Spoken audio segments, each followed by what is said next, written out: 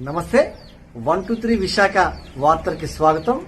ఈనాటి వార్తా విశేషాలు. తుఫాను హెచ్చరికల కారణంగా గొలుగొండ రెవెన్యూ, విద్యుత్ శాఖ అధికారులు, మండల ప్రత్యేకాధికారులు ఆదివారం అందుబాటులో ఉన్నారు. ప్రజలకు 3 రోజుల పాటు భారీ వర్షాల కారణంగా ప్రజలందరూ అప్రమత్తంగా ఉండాలని ఎలక్ట్రికల్ ఏఈ అనూష, అలాగే తహసీల్దార్ సైన్ తెలిపారు. ఈ సందర్భంగా వారు మాట్లాడుతూ కలెక్టర్ విజయకృష్ణ ఆదేశాల మేరకు అన్ని మండల కేంద్రాల్లో కూడా కంట్రోల్ రూమ్ ఏర్పాటు చేయడం జరిగింది. నర్సీపట్నం ఆర్టీఓ రమణ ఆదేశాల మేరకు ఇటు గొలుగొండ, రోలుగుంట, నాతవరం, మాకవరపాలెం కేంద్రాల్లో కూడా ఉదయం నుంచి కూడా సిబ్బంది అలర్ట్గా ఉన్నారు. మనం ప్రస్తుతానికి గొలుగొండ మండల కేంద్రంలో డిప్యూటీ తహసీల్దార్ సైన్ల ఆధ్వర్యంలో ఎవరు గొలుగొండ మండలం 27 గ్రామ పంచాయతీలు కూడా ప్రజలందరూ కూడా అప్రమత్తంగా ఉండాలి. 3 రోజులు 28, 27, 28, 29 3 రోజుల పాటు కూడా ప్రభుత్వ పాఠశాలకు కూడా సెలవులు ఇవ్వాల్సిందిగా, అత్యవసరం అయితేనే కానీ ఇంటి నుంచి బయటకు రావద్దని కూడా తహసీల్దార్ గారు చెప్తున్నారు.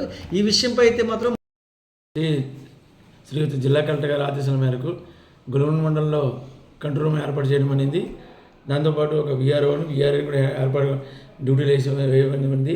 రాత్రి డే డ్యూటీ, నైట్ డ్యూటీ కూడా వేయబడింది. కంట్రోల్ రూమ్ కూడా ఏర్పాటు చేయబడింది. దాని నంబర్ 08932235256 అండి. ఎవరైనా సరే గ్రామ ప్రజలు ఏమైనా సరే అత్యవసరమైనప్పుడు మాకు తుఫాను కారణంగా ఏదైనా సరే మనకి ఏదైనా అత్యవసరం అయినప్పుడు ఈ నెంబర్కి ఫోన్ కాల్ చేయవలసింది. అలాగే మీ కంట్రోల్ రూమ్ 24 hours కూడా మా సిబ్బంది కూడా అప్రమత్తంగా ఉండి సైక్లోన్ గురించి ఏదైనా సరే ఇంటిమేషన్ ఇచ్చిన వెంటనే మాకు జాగ్రత్తగా ఉండమని కూడా ఇంటిమేషన్ ఇస్తాము. త్రూ విఆర్ ద్వారా కూడా అందరూ జాగ్రత్తగా ఉండవలసిందిగా మేము కోరుకుంటున్నామండి. అందరికీ నమస్కారం అండి. నేను గొలుగొండ ఎలక్ట్రికల్ ఏఈ, నా పేరు అనూష.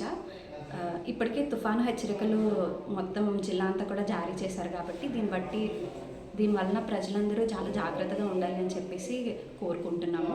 అలాగే తుఫాను సమయంలోని పోల్స్ని కానీ, లేదు అనుకుంటే ఎక్కడైనా వైర్లు తెగిపోయి ఉన్నా, పోల్లు పడిపోయినా, ట్రాన్స్ఫార్మర్ నుంచి ఏమైనా సౌండ్స్ వినిపించినా సరే మీరు వెంటనే మా సిబ్బందిని మీరు సంప్రదించినా పర్వాలేదు.